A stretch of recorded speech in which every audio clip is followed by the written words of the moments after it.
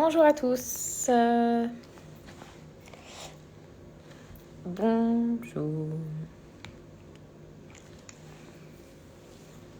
Alors ce soir, on accueille Maïté du projet Indivisible qui a gagné le prix Happy Patient.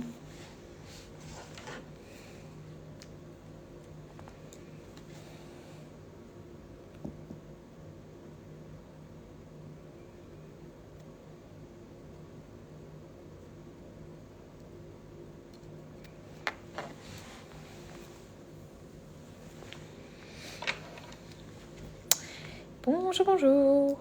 Bienvenue au live du mercredi. Et ce soir, on va accueillir le projet Indivisible qui a été créé par Maïté Ferdinand et qui va nous expliquer aujourd'hui pourquoi elle a créé un dispositif coupe-fil.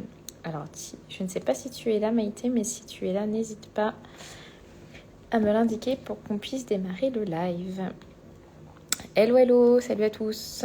Bonjour, bonjour. On commence juste le live. Donc, on attend Maïté qui va nous présenter le projet Indivisible qui a gagné le prix Great Place to Be Patient 2021 avec beaucoup de votes. Donc, Maïté, si tu es dans le coin, n'hésite pas à me l'indiquer afin que je puisse t'inviter sur le live. Hello tout le monde, j'espère que vous allez bien. Vous avez le temps de vous prendre un petit café, un petit thé, un petit goûter avant qu'on démarre. Alors moi je suis à Rouen, il fait trop beau. Pour une fois qu'il fait beau en Normandie. Et n'hésitez pas si vous voulez participer en attendant Maïté. Hello, hello, salut tout le monde. Ah, Maïté, je vois que tu viens de te connecter. Salut Florence. Hop.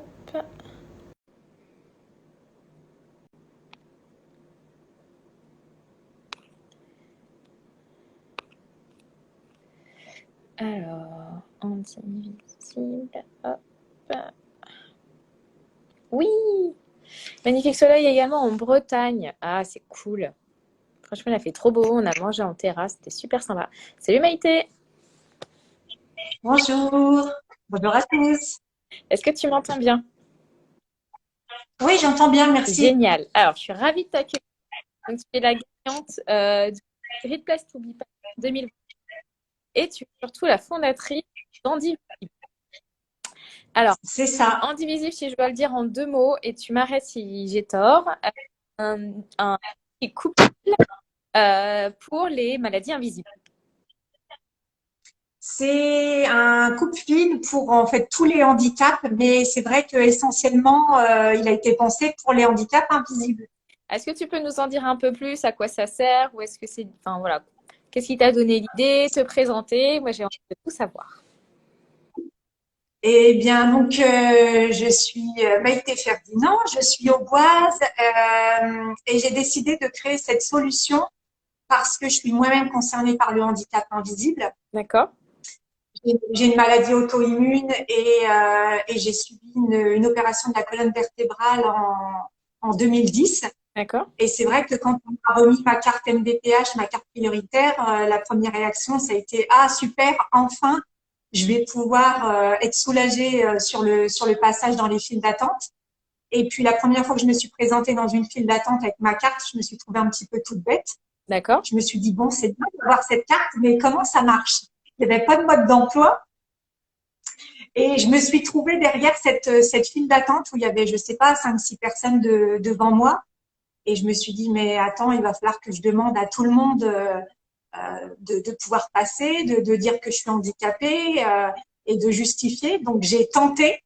Et puis quand j'ai vu comment les gens réagissaient, je me suis dit, mais en fait, c'est horrible, cette situation, elle est horrible. Et pourquoi ils réagissaient comment? Comprendre. Bah, c'est vrai que les gens, déjà, ils ont tendance, premier réflexe, à détailler de la tête aux pieds pour regarder où est le handicap.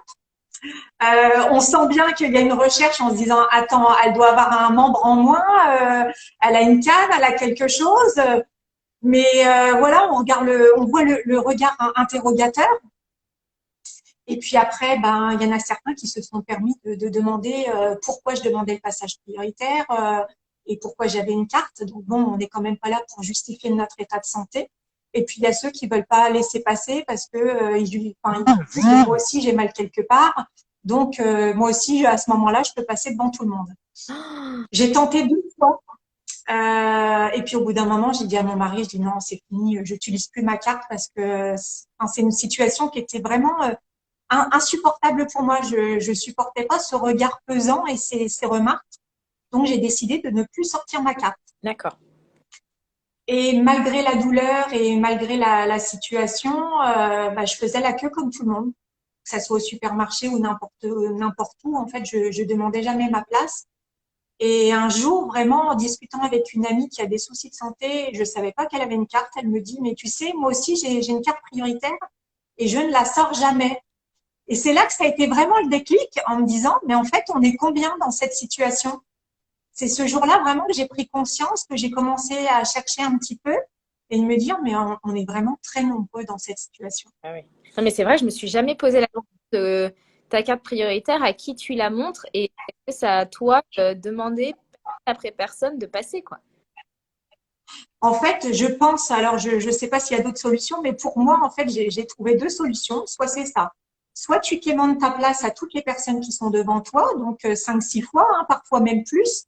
Ou alors, tu décides de doubler tout le monde pour aller interpeller l'hôtesse de caisse ou d'accueil. Ouais. Et franchement, dans l'une ou dans l'autre situation, c'est pas mieux. Franchement, il y a pas une situation qui est mieux que l'autre. Donc, j'ai abandonné. Et sur les caisses, J'ai abandonné. du coup, ils te... Sur les caisses prioritaires, c'est pareil parce qu'elles sont ouvertes à tout le monde et je trouve ça tout à fait normal.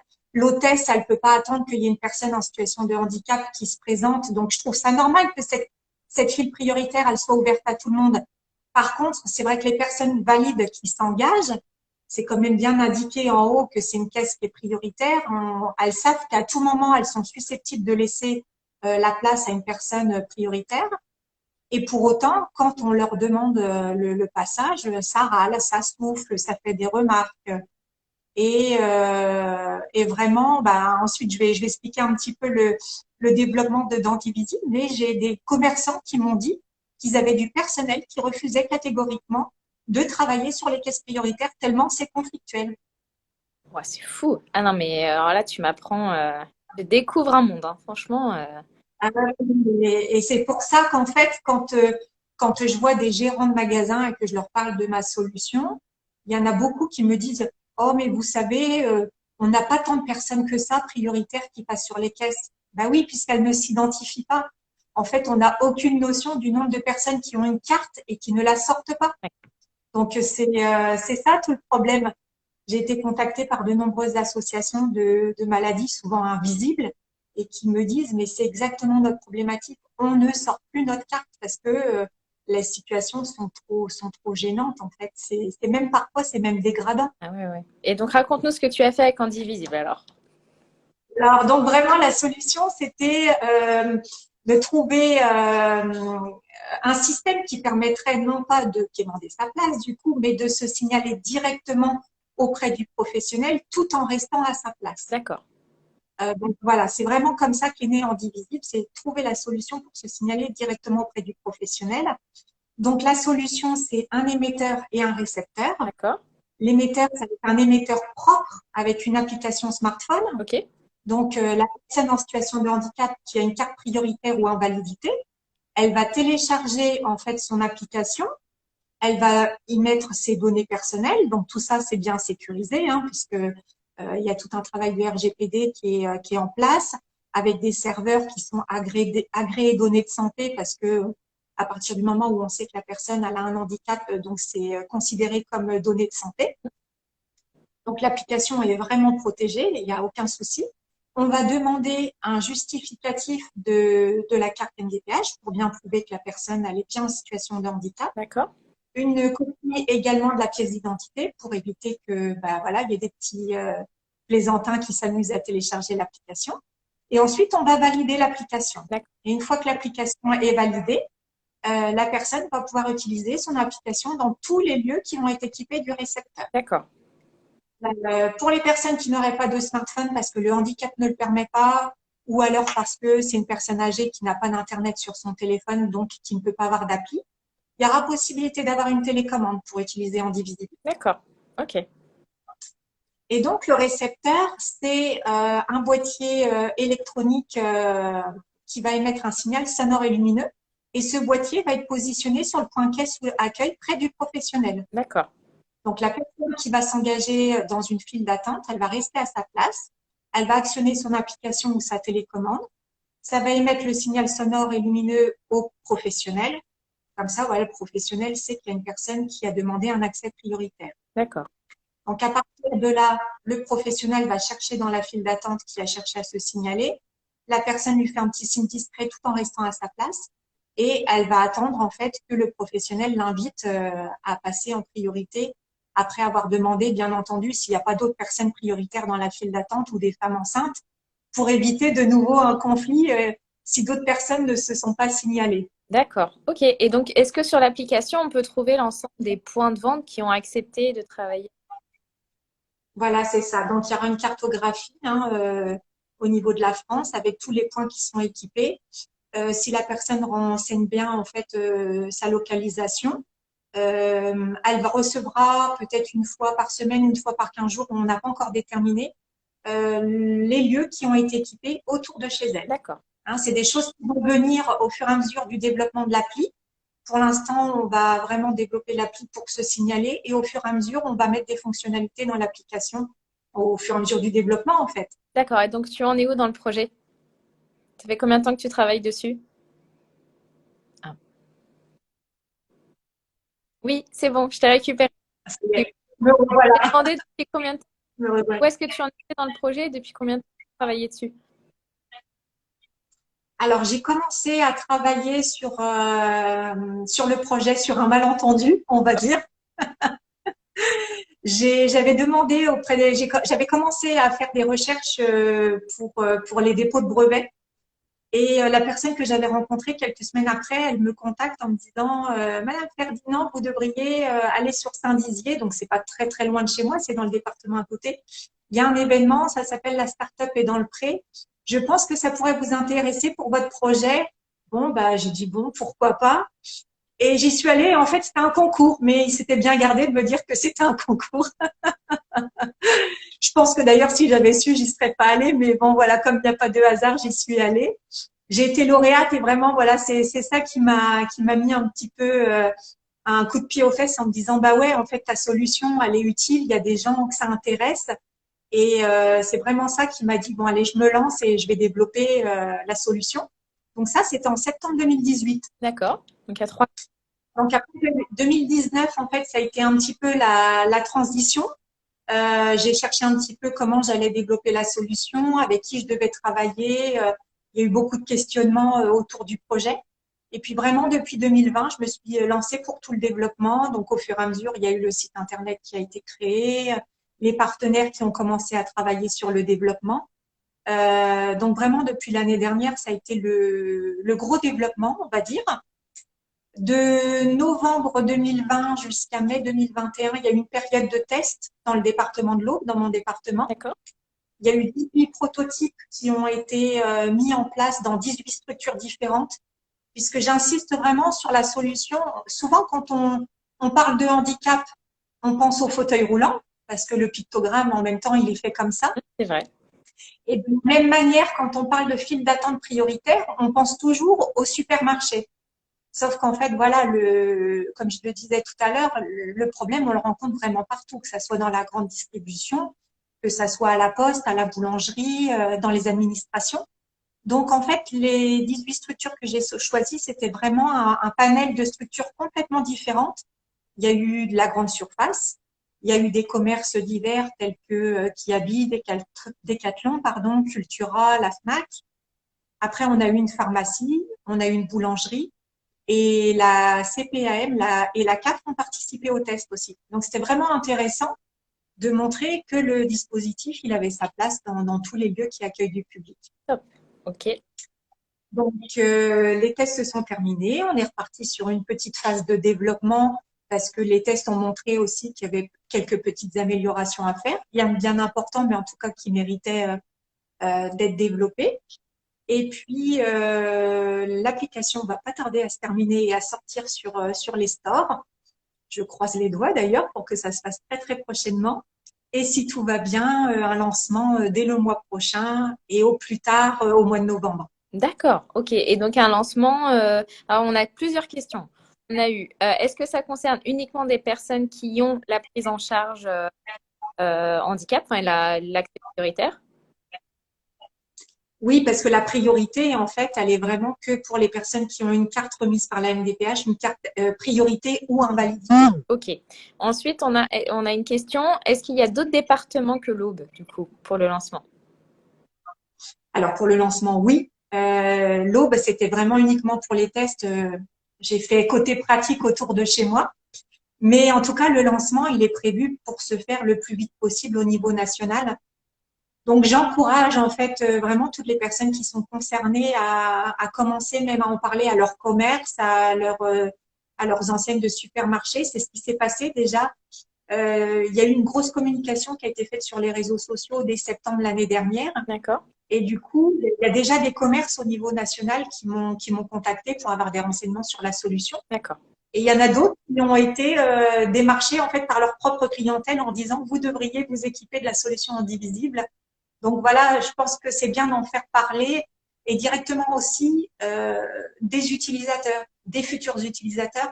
Ça montre qu'il y a vraiment un besoin. Oui. Et donc, tu as répondu en même temps à une des dernières questions qu'on a reçues. C'est comment on peut t'aider? Donc, on peut t'aider enfin, personnes qui en auraient besoin ou même qui ont besoin d'en parler aux commerçants. Après, Ouais, on peut te contacter donc, directement sur le site. ouais. Sur le site, il y a le formulaire de contact. On peut me contacter soit par le site internet, soit par les réseaux sociaux, puisque j'ai la page Indivisible sur Insta, mais sur Facebook et LinkedIn aussi. Donc voilà, il y a plusieurs moyens de me contacter. Et puis aussi en parler autour de soi, pour la famille, pour des personnes qui seraient susceptibles d'être intéressées également, pour leur dire que bientôt ils vont pouvoir télécharger l'application et pouvoir utiliser le dispositif. Alors, je pense qu'il va y avoir beaucoup d'utilisateurs qui vont télécharger l'application. Par contre, je garantis pas voilà que ça va s'équiper tout de suite autour de chez eux. Il va falloir aussi que ça rentre dans les mentalités et que les commerces acceptent de s'équiper. Et donc, du coup, pour le commerce, donc le commerce te contacte et comment lui il met en place les Oui. actions? Est-ce qu'il faut qu'il paye? Est-ce qu'il faut qu'il commande un objet? Enfin, comment ça se passe? Alors, il va commander le boîtier D'accord, et le boîtier sera mis à disposition avec un abonnement mensuel. d'accord, Donc, c'est le commerce qui va payer et l'application sera gratuite pour les utilisateurs. d'accord. La télécommande, pour le coup, je ferai payer le prix de la télécommande prix coûtant parce que c'est vrai que c'est un objet qui peut se perdre. Donc, c'est pour responsabiliser aussi les gens. Parce que c'est vrai que s'il la perdre et ils m'en réclament une tous les 4 matins, ça risque d'être compliqué financièrement. Mais en tout cas, l'application, elle sera gratuite et puis voilà, la télécommande sera au prix d'achat. Et donc, pour l'abonnement pour un établissement, c'est quoi? Ça sera 50 € par mois. D'accord, ok. Et donc, toi, tu te rémunères avec les 50 euros par C'est ça. Donc les 50 € par mois, il faut dire que voilà, ça paye aussi l'application, la mise à jour d'application pour les utilisateurs. C'est un service qui rend aux utilisateurs à leur clientèle. Et puis voilà, comme je disais tout à l'heure, il y a quand même un serveur agréé données de santé, c'est un abonnement mensuel, donc ça, il faut le payer aussi. Donc vraiment, c'est une prise en charge complète du service qu'ils rendent à leur clientèle. Et donc, ouais, donc, et ça peut aussi servir dans les cantines d'entreprise, par exemple. Ça peut servir partout. Partout, on a une file d'attente. Je réfléchis à des idées qui pourraient t'aider à te développer. Alors pour information, la solution, elle a été brevetée en 3 versions. Ok, Donc il y a cette version-là, mais aussi il y a une version qu'on va travailler très rapidement dès 2022. Ça sera une borne qui sera positionnable en extérieur ou dans des lieux où on ne peut pas brancher le dispositif, puisqu'actuellement, c'est un dispositif qui a besoin d'un port USB ou soit d'une prise de secteur. Donc, l'idée, c'est de trouver une borne qui pourra être utilisée sur un événement en extérieur, un festival, un concert en plein air, ou même pour les stades de foot, de sport, etc. Donc, cette borne, elle sera développée. D'accord. Puis voilà, il y aura une troisième version, mais j'en parlerai plus tard parce que je pense que le développement viendra bien plus tard. Il faut absolument que tu fasses un partenariat avec le parc Astérix, hein, et tous les parcs. Parce qu'aujourd'hui, Tous les parcs, c'est l'enfer pour quelqu'un qui a passé en priorité dans enfin, les parcs. C'est impossible. c'est très très compliqué. J'y suis allée parce que nous, dans l'Aube, on a le parc Nibleland. Donc, ils ont mis pas mal de choses en place, mais on peut encore mieux faire. Ouais, bah oui. Ah, c'est génial. Et donc, tu fais ça toute seule? Pour l'instant, je suis toute seule. Ouais. Donc, j'ai des développeurs. Je travaille avec une agence de développement pour l'application, une agence pour développement électronique. Et puis voilà, pas mal de monde qui gravite, d'autres entreprises qui gravitent autour de moi. Mais pour l'instant, je suis toute seule. Le but, là, prochainement, dès le lancement, c'est de pouvoir m'entourer de personnes en reconversion professionnelle suite à des RQTH. Ouais. Donc, pour m'aider au niveau administratif et puis communication marketing. Mais voilà, mon souhait, c'est vraiment de m'entourer de personnes qui sont en situation de handicap pour le développement du projet. Alors, tu reçois plein de bravos. Je vois que Virginia Invisible te propose de la contacter parce qu'elle a un contact avec un parc. Je pense, Virginia, que ce sera plus facile pour Maïté si tu Oui, envoyer un petit message en NP sur Insta pour qu'elle te communiquer. ouais, avec plaisir. Avec plaisir. C'est génial. C'est gentil. Et comment tu as financé justement le développement d'une application? Parce qu'on sait que c'est très, très cher. Alors, il y a eu un petit bout, j'avoue, bon, il a fallu que je commence par mes propres deniers, Hum. parce qu'il fallait mettre un pied à l'étrier et puis il fallait faire un petit peu les preuves, preuves de concept. Et puis voilà, j'ai recherché beaucoup de subventions, que ça soit au niveau du département, de la région. On a aussi des réseaux sur dossier, on peut avoir des prêts d'honneur. Donc voilà, je crois avoir rempli le maximum de dossiers pour obtenir des aides. Mais franchement, il y a un élan autour du projet. Ça redonne même un peu des fois foi en l'humanité, Ah oui. en se disant il y a des gens voilà qui s'intéressent quand même au côté humain. Et c'est vraiment chouette parce que je fais vraiment des très belles rencontres, hein, que ce soit au niveau professionnel que de personnes qui ont utilisé l'application. Donc c'est vraiment très très chouette. C'est une belle aventure. C'est pas toujours facile, mais c'est une belle aventure. Alors, j'ai quelqu'un qui lui demande que tu proposes des emplois en télétravail. Est-ce que non, tu proposes pas d'emploi, tu cherches des personnes. Ouais, alors en fait, pour l'instant, je vais chercher autour de moi parce que c'est vrai que j'ai été en contact avec l'ADAPT. Ok. Euh, pour l'instant, voilà, comme c'est un lancement d'activité, je préfère avoir les personnes qui vont être autour de moi. Mais pourquoi pas par la suite, on verra au fur et à mesure du développement. Ah ouais, c'est génial. Ah, bravo, hein, Maïté, franchement. Donc, on a une question. Dans quelle région vous êtes? Donc, tu es dans l'Aube, si je me C'est ça, département 10. dis.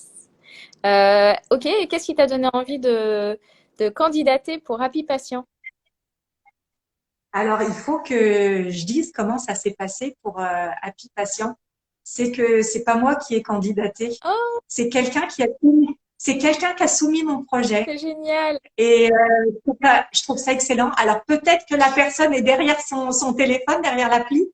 Et sur mes réseaux, j'ai marqué, je remercie la personne anonyme qui a soumis mon projet, mais cette personne, elle est toujours anonyme, je ne sais pas qui c'est. Ah, Donc, quand je disais que c'est une belle aventure, bah, tu vois, c'est un exemple, en fait, c'est une belle aventure. oui, ouais, parce que je rappelle que du coup, pour candidater à Happy Patient, soit enfin, enfin, les détenteurs de projets, voilà, pouvaient directement candidater ou on laissait les gens euh, qui avaient repéré une super application, un super projet, pouvoir recommander justement pour enfin, une des récompenses, un des prix, et donc Indivisible à bénéficier de cette recommandation par un patient et je trouve ça absolument génial. Oh, je suis trop. C'est génial. Quand j'ai reçu le mail de Lorraine, je me suis dit, mais qu'est-ce que c'est que ce truc? Alors, c'est vrai que je candidate beaucoup, mais je me dis, mais c'est bizarre, ça me parle pas du tout. Et voilà, j'ai compris après en allant sur Mapato, j'ai vu qu'il y avait le petit concours et je me suis dit, bah, c'est super, il y a quelqu'un qui a adoré Indivisible et qui a présenté mon projet. Ah, c'est génial. Donc là, si on rappelle les différents éléments qui vont arriver, donc lancement national au plus tard en novembre, en octobre ou en novembre. On croise les doigts. Ok. Et après, du coup, on attend de plus en plus de lieux puissent s'équiper de ton outil.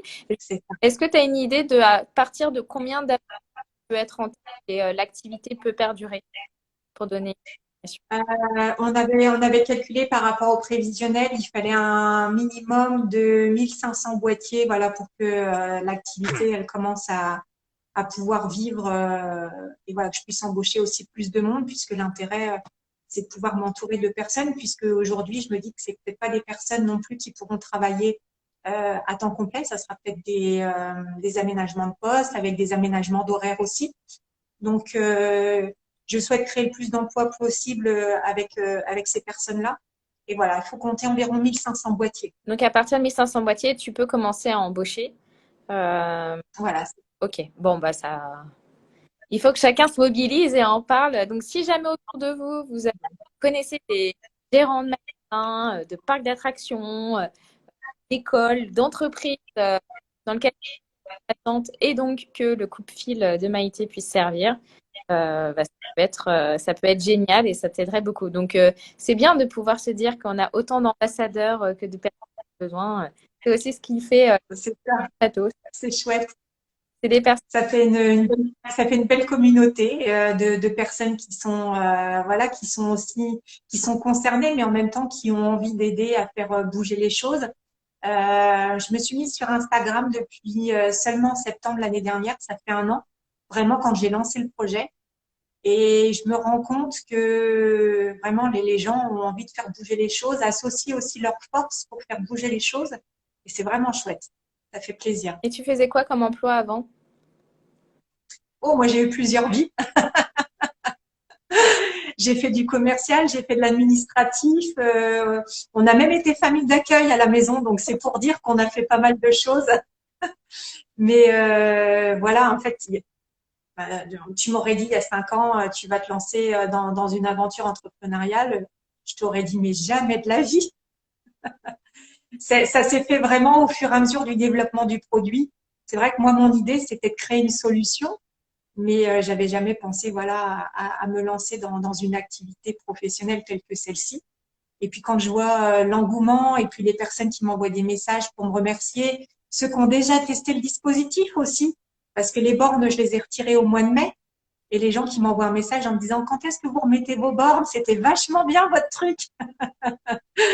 Je me dis bon bah voilà, il faut continuer pour toutes ces personnes-là, il faut continuer.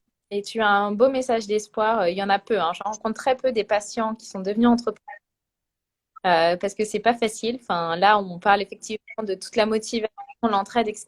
Mais au quotidien, il faut se battre. Faut se battre, c'est beaucoup d'énergie. Il y a des jours où il y a des moins bien, il y a des coups de mou parce que la santé, elle suit pas forcément, parce que les douleurs, elles sont là, parce que du coup, quand on est fatigué, on est moins bien dans sa tête aussi, et puis on a tendance à broyer un peu du noir, hein, en se disant ça y est, c'est reparti, ça va durer combien de jours? Mais comme je disais tout à l'heure, en fait, tous ces petits messages qui me font plaisir, hop, ça rebooste en disant bon allez cocotte, il y a du monde qui attend après toi, on y va. Donc non, c'est chouette. Ouais, c'est sûr. Ben, on parle souvent de, voilà, on parlait des parcs, on parle des loopings que connaissent en termes d'émotions les entrepreneurs, des très bonnes nouvelles, on est très haut, et puis bah, une mauvaise nouvelle, un partenariat qui n'avance pas, ou voilà, une difficulté, c'est très bas. Enfin, moi, je remarque, c'est comme une douleur chronique. Quand je suis en bas, bah, forcément, les douleurs, elles reviennent.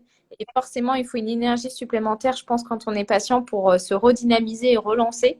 Parce que il y a le psychologique, mais le psychologique, ça affecte sur la capacité à douleur. Et ça douloureux psychologiquement, mais aussi physiquement. Et je sais que Ouais. c'est compliqué d'être patient entrepreneur, même si on a le plus beau des sens au quotidien et des motivations, parce qu'on sait de quoi on parle, mais pour se lancer, c'est d'autant plus compliqué et de continuer. Bah, ce matin, pour tout dire, parce que je suis assez transparente là-dessus, ce matin, c'est la première fois. J'avais une matinée que j'ai annulée. En fait, je me suis dit je peux pas. Ce matin, je pouvais pas. J'avais de la route à faire. En plus, j'avais pratiquement 1 heure de route et je me sentais pas du tout en fait de y aller. Je me suis dit non, bah j'ai préféré dire voilà, je me sens pas bien et je me suis reposée ce matin en me disant bon bah voilà, au moins les choses de cet après-midi, je les ferai un peu plus sereinement et avec un petit peu plus d'énergie plutôt que se traîner jusqu'au soir et de dire bah il faut remettre ça demain. Donc voilà, je pense qu'il faut, c'est pas facile, ça vient au fur et à mesure, mais il faut arriver à un moment à se dire stop, là il faut arrêter justement pour être meilleur après. C'est sûr. Ah ouais, non, mais je partage totalement. Et moi, ça m'est arrivé plusieurs fois de dire, bah non, on va le faire en visio. Parce que je sais que voilà, j'ai pas les transports, j'ai pas la voiture. Au maximum, je le fais à la maison et au moins de pouvoir s'arrêter. Enfin, moi, je me repose souvent en m'allongeant, mais c'est pas que je suis efficace, c'est juste que mon corps a besoin d'être allongé pour récupérer. Et c'est sûr que si C'est je ça. suis à la maison, je peux pas m'allonger, quoi. Donc voilà, c'est une façon d'entreprendre et de gérer une entreprise différemment. Mais écoute, ça fonctionne. C'est juste qu'il faut quelques années. Il faut s'écouter. Voilà, Il faut s'écouter de temps en temps et il faut être à l'écoute de son corps. Et je trouve que dans l'entrepreneuriat, même si c'est pas facile, quelque part, je suis malgré tout contente parce que il y a quand même une facilité à gérer quand même un peu plus son temps. J'ai beaucoup souffert de ça quand j'étais salariée parce que ben, en fait voilà, ça se voit pas, notre maladie, elle se voit pas. Mon visage, que j'ai mal ou que j'ai pas mal, il change pas. Et c'est vrai que pour les employeurs, en fait, ils comprennent pas toujours et c'était compliqué de devoir tenir sa journée de travail de 7 ou 8 heures.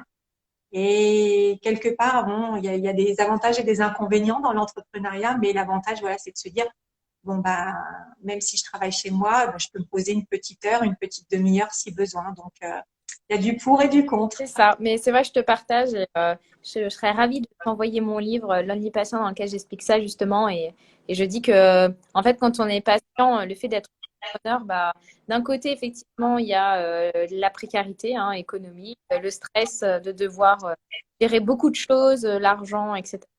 Comme on disait, les émotions en haut et en bas. Mais sur l'organisation du travail, et la gestion bah, des consultations, des examens médicaux, de s'écouter, la gestion des douleurs, le repos.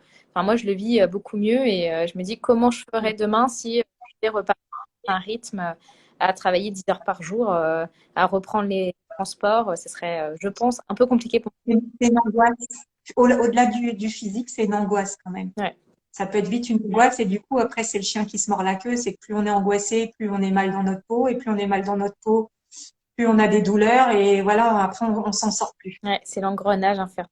Je comprends tout à fait. Bon, bah écoute, on va peut-être laisser 2 minutes le temps de poser. Donc, si vous avez des questions pour Maïté, n'hésitez pas. On va prendre 2 minutes pour y répondre. Et du coup, tu as découvert Mapato. Oui, oui, oui. Et je trouve ça génial parce que vraiment, enfin, je crois pas avoir déjà vu en fait un site tel que Mapato, où de se dire, ben, tout le monde est acteur finalement, tout le monde peut donner ses petites astuces, tout le monde peut partager aussi, et c'est vraiment l'entraide. Et je trouve que c'est important aujourd'hui parce il y a beaucoup de personnes qui se trouvent dans l'errance médicale, qui se posent beaucoup de questions par rapport à leur maladie auxquelles ils n'ont pas de réponse de par les médecins ou de par l'entourage parce qu'ils sont pas compris. Et je trouve que c'est vraiment important qu'on ait des lieux comme Mapato ou comme certains font sur leur site internet Hmm. avec de l'information. Psychologiquement, c'est important parce qu'on se rend compte qu'on n'est pas tout seul.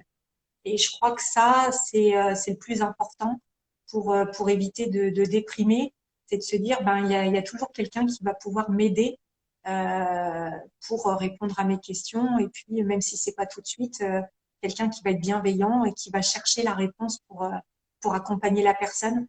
Et je pense qu'il y en a qui en ont vraiment, vraiment beaucoup besoin. Donc, merci pour tout le monde.